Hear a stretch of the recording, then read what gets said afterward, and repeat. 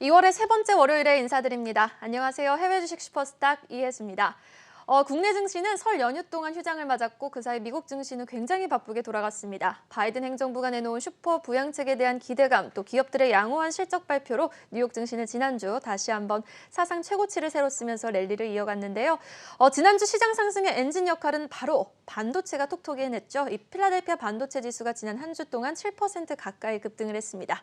자, 내일 대통령의 날로 휴장에 들어가는 미국 증시, 반도체 슈퍼사이클과 증시 고평가 논란 속에서 전략은 어떻게 정비해보면 좋을지 오늘은요, 유한타증권 글로벌 자산배분본부 김동관 연구원과 함께 해보도록 하겠습니다. 어서 오세요. 네, 안녕하세요.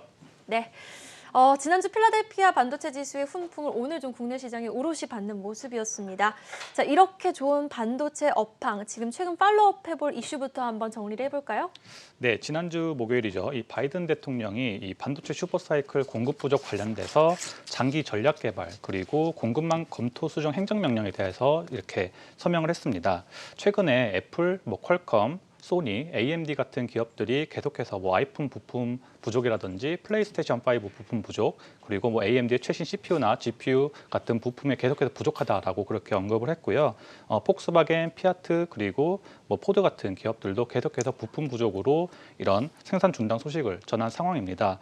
이에 관련해서 지금 AMD 그리고 IBM, 인텔, 엔비디아, 퀄컴 이런 기업들은 기업 서한을 제출했는데요. 서한 내용은 반도체 제조 관련된 인센티브, 그리고 보조금, 세금 공제, 그리고 연구를 위한 상당한 자금을 포함하고 있다라고 보시면 되겠습니다.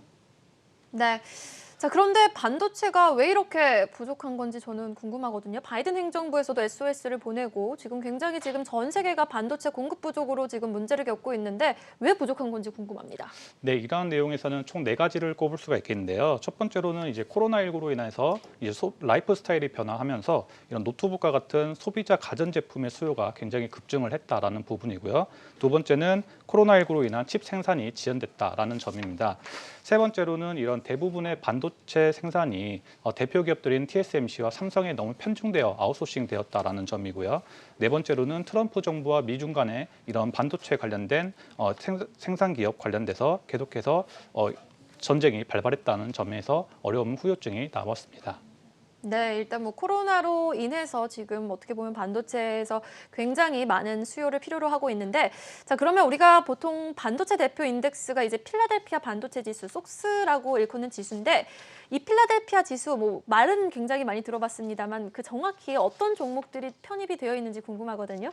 네, 지금 필라델피아 반도체 지수 같은 경우에는 총 30개의 종목들이 편중되어 있습니다. 그 중에도 브로드컴, 퀄컴, 인텔, 텍사스 인스트루먼트 같은 기업들이 포진되어 있고요. 총 10개의 종목들이 지금 현재 60%의 비중을 차지하고 있는 만큼 이들의 종목들에 대해서 반드시 주목을 하셔야 된다라고 그렇게 말씀을 드릴 수가 있겠고요. 이러한 개별 종목들보다는 ETF도 반드시 여러분들이 인지를 하셔야 될 것 같습니다. 그중에서도 블랙락에서 운영하고 있는 SOXX ETF가 있고, 다음은 베넥에서 운영하고 있는 SMH ETF가 있고요. 그리고 레버리지와 인버스 전문 ETF를 운영하고 있는 자산운용사인 디렉시온에서 운영하고 있는 세배 인버스 ETF인 SOXS, 그리고 레버리지 ETF인 SOXL까지 확인해 보시면 좋을 것 같습니다. 네, 속수는 많이 들어봤는데 이 세배 레버리지가 있는지는 몰랐네요. 반도체 업종 관련 유망 ETF 관련해서 세배 레버리지 ETF도 있다는 부분 짚어주셨고요. 자, 그럼 일단 30개 종목 중에 상위 10종목을 지금 확인을 해봤는데 이 10종목을 모두 다 볼 수는 없고 놓치지 말고 꼭 봐야 할 종목들, 오늘 투자 포인트까지 한번 점검해 보도록 하겠습니다. 자, 우선 미국 반도체 시총 1위 기업부터 봐야 되겠죠? 엔비디아 확인해 볼까요? 네, 이 엔비디아 같은 경우에는 여러분들이 아시는 것처럼 젠슨 황이라는 분이 1993년에 이렇게 설립을 했고요. 세계 1위의 GPU 공급 기업입니다. 2020년 7월 드디어 인텔을 앞지르면서 세계 반도체 기업 시가총액 1위를 차지한 그런 대표적인 기업이고요. 사업 부분은 총 4가지로 나뉘어 있습니다. GPU 사업 부문, 전문 솔루션 사업 부문, 그리고 미디어 및 통신 프로세서 사업 부문, 마지막으로 소비자 제품 사업 부문으로 구성이 되어 있는 기업입니다. 네, 참 이렇게 기업이 전반적으로 많은 섹터를 지금 이렇게 나눠서 하고 있고, 그러면은 일단은 지금 IR 앞두고 있어요. 그럼 네, 투자 그렇습니다. 포인트에 대해서 우리가 미리 한번 짚어보도록 할까요? 네, 먼저 전분기 실적을 보시면 사실 최대 분기 실적인 47.4억 달러를 기록을 하면서 굉장히 많은 분들이 기대를 하고 있는 그런 기업인데요. 전년 동기 대비해서 뭐 56% 이상 상승하는 그런 좋은 모습을 보였고요. EPS 또한 예측치를 충분히 상회하는 2.91달러를 기록을 했습니다. 또한 영업이익이나 순이익을 보시면 전분기 대비해서 뭐 115% 상승하는 그런 좋은 모습까지 보였기 때문에 앞으로 기업 성적에 대해서도 주목하시면 좋을 것 같습니다. 그리고 지금 이러한 고무적인 실적에 있어서는 가장 바탕이 되는 부분이 바로 이런 기술력인데요. 사실 이 엔비디아 같은 경우에는 GPU와 AI 솔루션의 선도적인 그런 기업을 나타내고 있는 기업입니다.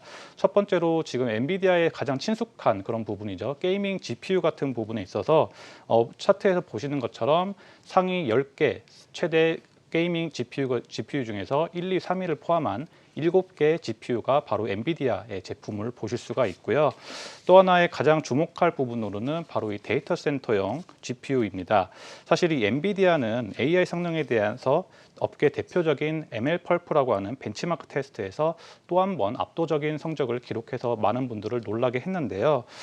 지금 예를 들어서 이런 기본적인 CPU 대비해서 237배나 빠른 그런 성능을 보였다라고 보여주고 있고요. 이런 해당 테스트는 기본적인 두 가지 영역 외에도 뭐 요즘 최근에 가장 주목받고 있죠. 추천 시스템, 뭐 자연어 이해, 그리고 음성 인식, 그리고 의료 이미징 부분까지 포함이 된 부분이기 때문에 엔비디아의 저력에 대해서 다시 한번 실감할 수 있는 그런 부분입니다. 그리고 최근 전체 데이터 센터용 슈퍼컴퓨터 중에서 탑 10개 중에 8개를 차지하고 있고요. 앞전에 말씀드렸던 것처럼 현재 빅4 기업이라고 하죠. 클라우드 대표 기업인 아마존, 마이크로소프트, 그리고 알리바바, 오라클, 구글 같은 기업들도 모두 엔비디아의 제품을 사용하고 있다고 보시면 되겠습니다. 네, 지금 화면으로 나가는 이 벤치마크 테스트 6개 부문 최고 성능 달성, 이 지금 화면에서는 저 그린색과 레드색이 의미하는 부분은 뭔가요? 네, 가장 옅은 초록색이 바로 엔비디아의 성능이라고 보시면 되겠고요. 경쟁사인 인텔과 자일링스는 거의 쳐다볼 수 없을 정도의 성적을 가지고 있기 때문에 정말 압도적인 성적을 가지고 있다라고 보시면 되겠습니다. 그럼 엔비디아가 굉장히 뛰어난 성능을 갖추고 있는 부분을 갖고 있다. 굉장히 메리트가 있는 거네요. 네, 그렇습니다. 네, 그렇게 짚어주셨고. 근데 또 엔비디아가 ARM을 인수하겠다라고 하면서 반도체 업계 사상 최대 M&A 기대감, 또 반독점법 위반 관련 논란이 지금 동시에 불거지고 있는데 이러한 부분에서 지금 반도체 업계 장악력 1위잖아요. 네네. 지금 이러한 부분에서 더 상승 동력으로 작용할 수 있을지 어떻게 보세요? ARM 인수 부분은. ARM 인수가 많은 분들께서 계속해서 어려울 수도 있다. 그리고 어떤 분들께서는 어렵지만 충분히 가능하다라고 보고 있는데요. 우리나라에서 가장 인기가 많은 ETF고 전 세계에서 가장 화려하게 조목을 받고 있는 ARK 인베스트사 같은 경우에는 이런 엔비디아의 ARM 인수권에 관련해서 굉장히 긍정적으로 바라보고 있는 상황이고요. 그에 더불어서 지금 현재 ARM과 그리고 ARM의 경쟁사인 리스크5라고 하는 프로세서 기업에 대해서 굉장히 고무적이다라고 그렇게 얘기를 하고 있습니다. 표를 보시는 것처럼 지금 ARK 인베스트에서는 데이터 센터 관련해서 프로세서 관련된 부분이 세대 교체가 일어날 것이다라고 그렇게 얘기를 하고 있는데요.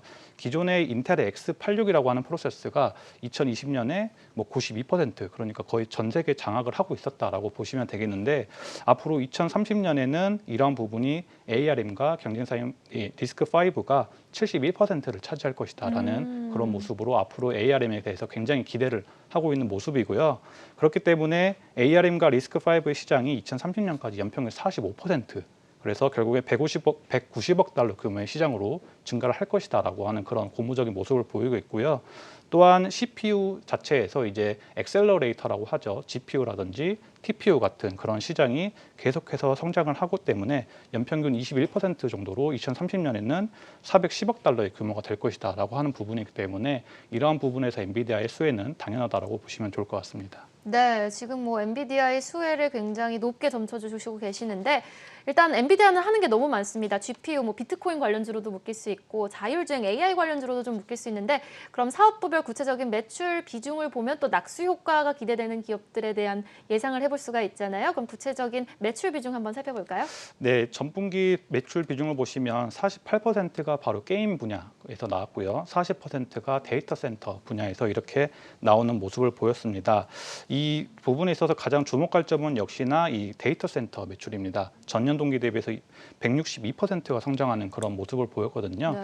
앞전에 말씀드린 것처럼 계속해서 이런 데이터 센터 그리고 배터리 반도체 관련된 수요가 공급이 부족한 상황이잖아요. 그 상황에서 엔비디아의 데이터 센터 매출은 계속해서 증가를 할 것이다라고 하는 부분인데 사실 컨센서스 발표를 함에 있어서 CFO는 이런 식으로 얘기를 했습니다. 사실 최신 게임용 칩 공급이 계속해서 몇 달간 생산 차질의 우려가 일어날 것이다라고 하는 부분을 언급을 했고 또 하나는 데이터 센터 매출 관련해서 사실 2분기 전에는 54%가 증가하는 그런 모습을 보였고요. 전분기는 8%의 성장률을 보였기 때문에 이미 너무 많은 기업들이 수요를 감당을 했기 때문에 아마 이번 분기에는 조금 줄어들지 않을까라고 하는 부분에 있어서 최근에 있었던 실적 발표 후에 주가가 조금 하락하는 그런 모습도 보였습니다. 네. 자, 그러면은 최근에 주가가 하락하는 모습도 보였다라고 말씀을 해주셨는데 사실 엔비디아에 대해서 굉장히 궁금하신 분들이 이 부분일 것 같아요. 지금 회사 이렇게 좋은 것 같은데 왜 이렇게 박스권에서 등락을 거듭할까? 그러면 이 엔비디아에 대한 상승 여력도 지금 궁금하거든요. 굉장히 지금 고평가되어 있다라는 말도 나오고 있어요. 어떻게 보세요? 네, 저희 잔존 가치 모델상 엔비디아의 상승 여력은 예상 ROE 50.1% 그리고 리스크 프리미엄 15%를 적용했을 때 현 주가 대비 여전히 73%의 상승 여력을 나타내고 있는 것으로 분석을 할 수 있기 때문에 굉장히 저희는 좋은 기업이다라고 그렇게 평가를 하고 있습니다. 네, 상승 여력이 지금 시점에서 73%가 되네요. 네네. 굉장히 높습니다. 한번 기대해 보도록 하고요. 자, 그러면 다음 종목 한번 살펴보도록 하죠. 램 리서치 한번 알아볼까요? 네, 램 리서치는 세계에서 가장 유명한 식각 기업으로서 유명한 그런 기업인데요. 사실 반도체 장비 산업의 3위를 차지를 하고 있고요. 증착 장비 부분에서는 전 세계 3분의 1을 차지하면서 2위를 차지하고 있고 전기화학 증착 부분에서는 3분의 2를 차지하면서 1위를 달성하고 있습니다. 그래도 무엇보다 주목해야 될 부분은 바로 이 식각 장비 부분인데요. 사실 이 반도체 공정에 있어서 8개 정비 분야가 있는데 굉장히 복잡하더라고요. 네, 공정 분야에 있어서 25%를 차지하는 게 바로 이 식각 장비 분야입니다. 근데 이 부분에서 59% 이상의 점유율을 차지하는 세계 1위의 굴지 기업이다라고 보시면 되겠고요. 그렇다고 하면 식각이 무엇인가라고 이렇게 궁금하실 분들을 위해서 제가 그림을 준비를 했는데 보시는 것처럼 반도체를 만드는 과정에서 이 웨이퍼에 회로를 그리는데 필요한 부분만 남기고 불필요한 부분을 제거하는 그런 매우 정교한 작업을 일컫는 게 바로 이 식각 공정이다라고 말씀을 드릴 수가 있겠습니다. 네, 이 분야가 비중이 큰 식각 공정에서 굉장히 높은 비중을 차지하고 있으므로 앞으로 좀 성장이 기대된다라고 말씀을 해주셨는데 추가적으로 확인해 볼 투자 포인트는 어디에 있을까요? 네, 먼저 전분기 실적 발표를 보시면 34.6억 달러로서 최대 분기 매출을 기록을 했습니다. 이는 전년 동기 대비해서 34%나 성장하는 그런 좋은 모습을 보였고요. 영업이익률이라든지 매출 총이익 등들도 계속해서 좋은 모습을 보이고 있는 상태입니다. 지역별 매출을 보시면 중국이 35%, 한국이 21%, 대만이 17%를 차지를 했습니다. 이러한 부분에 있어서 실적 발표 후에 컨퍼런스 콜이 있었는데요. 팀 아처 램 리서치 CEO는 이런 얘기를 했습니다. 올해 전 세계 웨이퍼 팹 설비 투자가 600억에서 700억 달러 규모로서 전년 동기 대비 전년에는 500억 달러 규모에서 큰 폭으로 상승을 할 것이다라고 그렇게 얘기를 했고요. 특히나 이런 파운드리라든지 로직 팹 투자가 굉장히 많이 두드러질 것이다라고 얘기를 하고 있고요. 업계 관계자들은 이미 이 TSMC라든지 삼성에서 굉장히 큰 폭의 설비 투자를 계속해서 진행할 것이다라고 그렇게 얘기를 했고요. 또한 국제 반도체 장비 재료 협회 세마이 같은 경우에는 올해 반도체 제조 장비 시장 규모가 721억 달러로서 전년 동기 대비 사실 최대 규모였는데 네. 더 5% 상승한 그런 규모로서 더 상승할 것이다라고 전망을 하고 있는 상태입니다.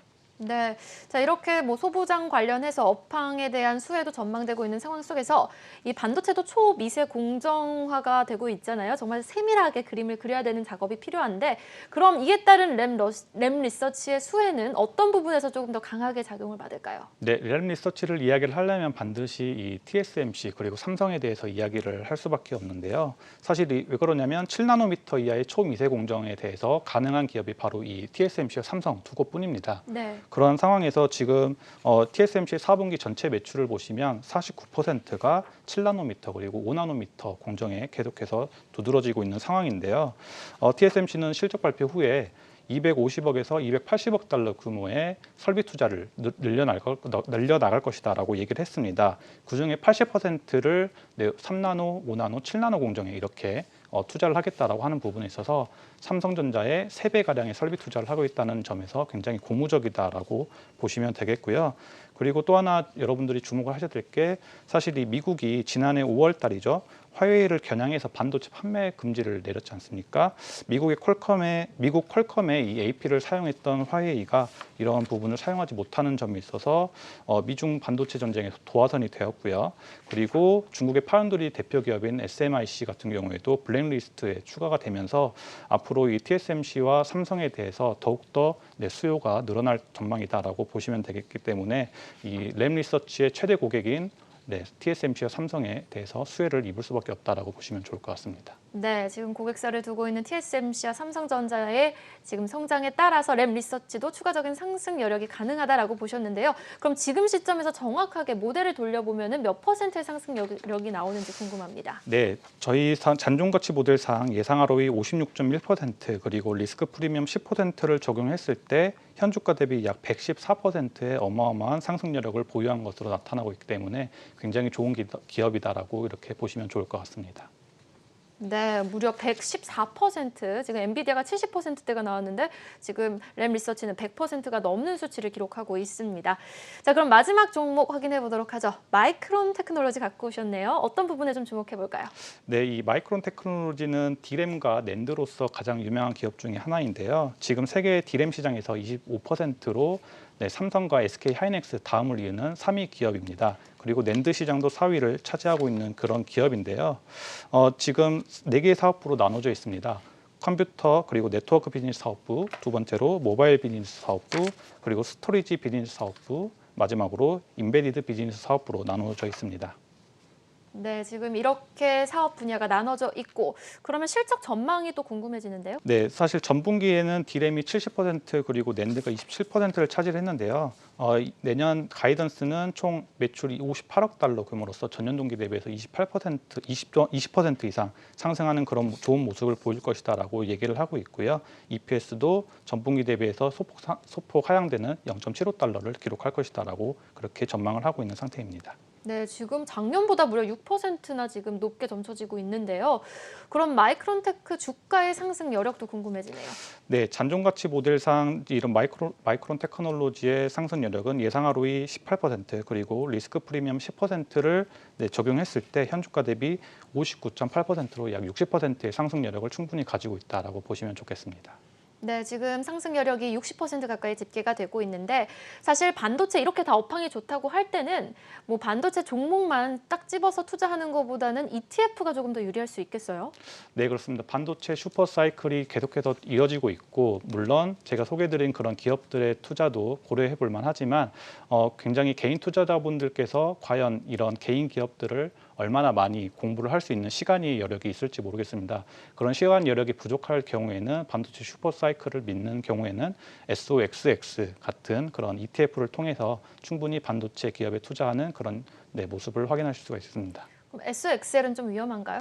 XOXL도 사실 단기적으로는 뭐 반도체 슈퍼 사이클을 충분히 믿는다고 네. 하면 가능하다라고 괜찮은 종목이다라고 보시면 좋겠습니다. 그러니까요. 지금 기업별로 어떤 이슈가 또 들이닥칠지 모르니까 SOXL 같은 뭐 3배 레버리지라든지 뭐 SOXX 같은 반도체 ETF에 투자하는 부분도 유망하겠다라고 짚어주셨어요. 지금까지 유한타증권 글로벌 자산배분본부 김동관 연구원과 함께했습니다. 오늘 말씀 고맙습니다. 네, 오늘 저희가 준비한 소식은 여기까지입니다. 절기 입춘이 지났지만 내일 또 반짝 추위가 예상된다고 합니다. 퇴근길 옷 따뜻하게 여미시고요. 저희는 다음 주 이 시간 더 좋은 콘텐츠로 돌아오도록 하겠습니다. 시청해주신 여러분 고맙습니다.